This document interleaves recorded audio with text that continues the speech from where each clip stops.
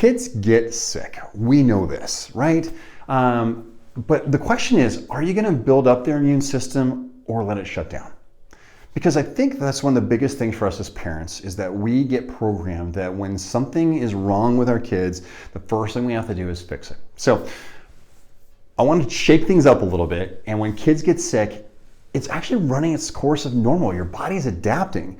Your kid's immune system is learning. It's learning how to handle those viruses, those bacteria. It's adapting. It's creating antigens. It's fixing and getting itself so it doesn't have to deal with that the same way again. Our body never does the same thing twice. So the first thing most parents do when their kids get sick is what? Well, trip to the pediatrician, right? I mean, that's how I was raised. That's how my parents did. They took us to the pediatrician. And the first thing they usually do now is they give you something, right? To what? To suppress the symptoms, okay? Your body is expressing something, all right? It is expressing not feeling good. It's expressing a headache, expressing congestion. It's telling you, and it's doing its job. When you get something in your system, your body is doing exactly what it needs to do. It is trying to get it out. It's trying to contain it. It's trying to move it out of the system. It's telling you you're tired because you need to rest and recover. It's conserving energy to be able to fight, okay? So when we suppress something, we're not allowing it to truly be removed. So we're just kind of covering things up. So as a pediatric chiropractor, our focus is on the natural, holistic, and integrative process of working from the inside out. So if we get the system to work, we're not worried about the system.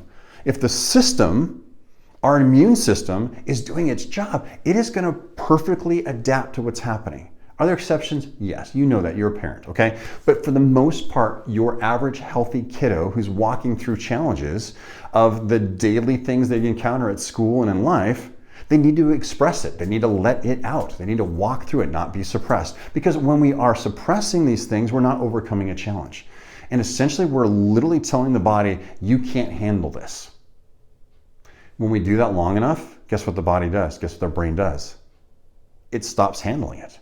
So then the next time we get sick, it gets worse. And that's when you see that pattern of a sickness, and we call that, we're trying to kick the sick, but we start seeing those ear infections. We start seeing that body not adapting. We start seeing a seasonal cough show up. We start seeing these things happen in a sequence because the body is just exhausted. So if you can build your child to have a strong immune system, then they have the ability to adapt and they're not being suppressed by medication. Now, is medication evil? No. It just leads us towards things being worse and worse and worse. And what we don't want is we want our kids to be as natural as possible to be able to adapt and handle from the inside out what's being thrown at them, right? As a parent, that's what we're trying to do for our kids. We're trying to teach them in life through lessons, through time and repetition, that they can handle things, right? We walk through hard stuff and our body is the same way. It needs to adapt, it needs to learn. And when it learns these things, then it doesn't deal with it the same way again. That's what's so cool. When we kick the sick naturally, when we're trying to raise our kids healthy and naturally, we're trying to do it without drugs. Why? Because if we can boost and build up their well-being, then they have a chance to do things. So let me tell you how, okay? How do we do this? The action steps. First thing, get rest. Most kids get sick because they are tired, exhausted.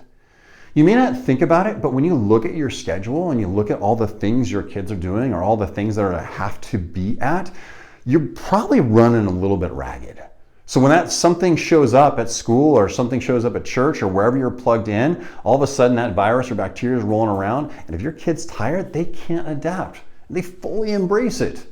So more rest. When something comes on, rest. Shut them down, keep them home, let them get that rest they need, okay?